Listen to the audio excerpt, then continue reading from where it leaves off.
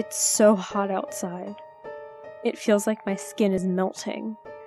I can actually feel my face slushing off and my arms are getting so heavy I can barely hold them up. Why is no one helping me? Why are they all not even sparing me a glance? Can't they see I'm in agony? I have to look like a nightmare. Are people that apathetic to the pain and strife of others? Well, I'm sure that the agony will be over soon. They never really tell you about the sun, you know? I mean, you know it's hot, but the sheer power of the heat is pretty amazing when you think about it. Oh God, one of my arms just fell off. How is no one seeing this? Why does nobody care? There's a God, I'm begging you. Please help me. Please cool it off. Please let it snow so that they can put me back together again.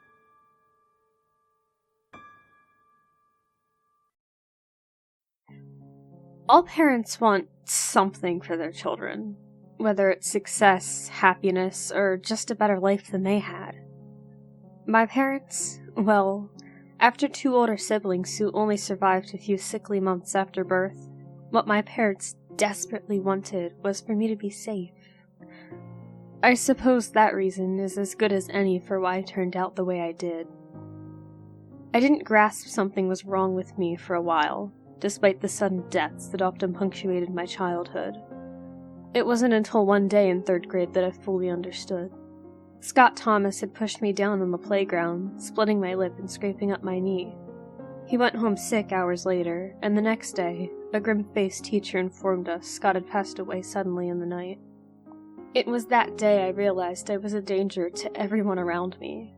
From then on, my parents started homeschooling me.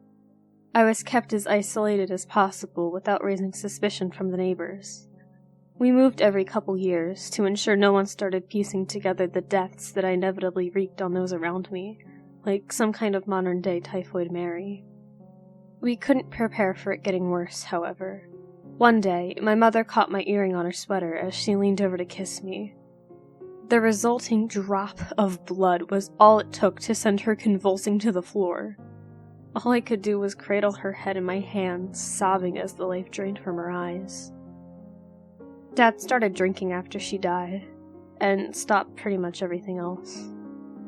I tried to care for him as best I could, but nothing I said or did could arouse him from his lethargy. Yesterday, he turned to look at me as I knelt beside his chair. His glassy eyes met mine with a clarity I hadn't seen in months. "I'm sorry, Katie," he whispered, voice raspy from disuse. He touched my cheek gently, and my heart filled with hope. We could find a way through this, together. We could. He was so quick I barely had time to register his hand moving before I felt the sharp sting of a slap across my face. He died in the space of time that it took for me to scream. I buried him in the backyard with Mom. My decision was not a hard one in the end. After all, what did I have left to live for now that they were gone?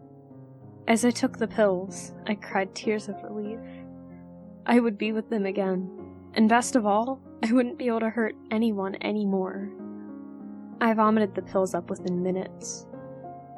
It didn't really take 2 other failed attempts, with a razor that dropped from a suddenly weakened hand, and a gun I couldn't aim, to realize the truth.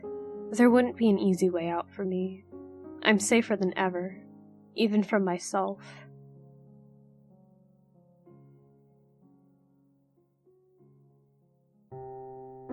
During the war, a soldier faithfully wrote to his mother every week so she would know that he was all right, until one week she didn't get a letter and immediately began to worry.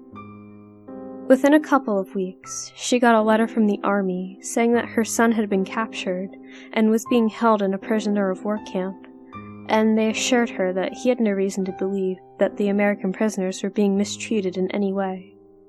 A few weeks later, the woman finally received another letter from her son. It read, "Dear Mom, try not to worry about me.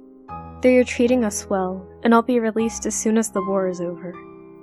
Make sure that little Teddy gets the stamp for his collection. Love you, Joe."